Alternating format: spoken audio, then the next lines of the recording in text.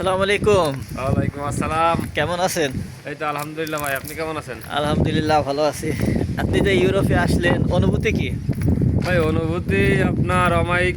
যাই হোক, এটা হচ্ছে আপনার অজানা একটা অনুভূতি। ঠিক আছে, আমি যে কোথায় ছিলাম, কোন জায়গা থেকে কোথায় চলে আইছি, একটা অমায়িক অনুভূতি যেটা বলে বোঝানো যাবে না।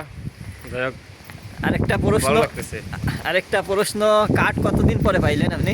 ভাই এইখানে মনে করেন যে কার্ড আমরা কথা ছিল 1 মাসের ভিতরে পেয়ে যাবো, বাট আমাদের দোভাষী ছিল না, যার কারণে আমাদের অ্যাসাইলাম কার্ড বলে যেটা, রেড কার্ড, ওটা পেতে আমাদের 2 মাসের বেশি সময় লাগছে।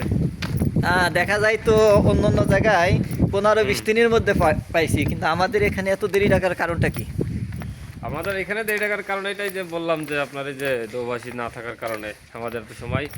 আর দ্বিতীয়ত হচ্ছে গিয়ে আপনার এই যে আমরা মনে করেন যে মানুষ আসছে আপনারা হয়তো বা শুনছেন যে একটা নিউজ ভাইরাল হয়েছিল যে 545 জন বাঙালি এক নৌকায় গ্রিসে পৌঁছাইছে। আমরা হচ্ছি সেই নৌকার মাঝে। আচ্ছা আচ্ছা, ও তাহলে আপনারা 550 হ্যাঁ দিন হ্যাঁ হয়ে গেছে। হ্যাঁ হ্যাঁ, আপনি ঠিকই জানেন। ওটা তো সারা বিশ্বের মধ্যে ভাইরাল হয়ে গেছে। হ্যাঁ, মনে করেন যে ভাই আমরা তো অল টাইম মনে করেন যে উপর লেভেলের মানুষ, বুঝেন নাই তো, যেখানে যাই সেখানেই কাঁপাই।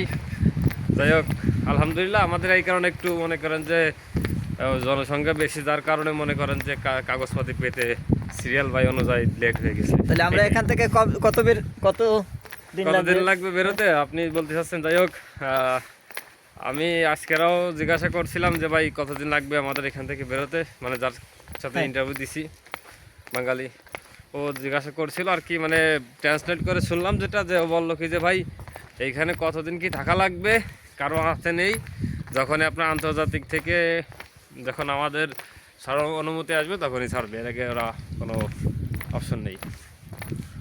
আচ্ছা ঠিক আছে ভাই। নিবার আসসালামু আলাইকুম।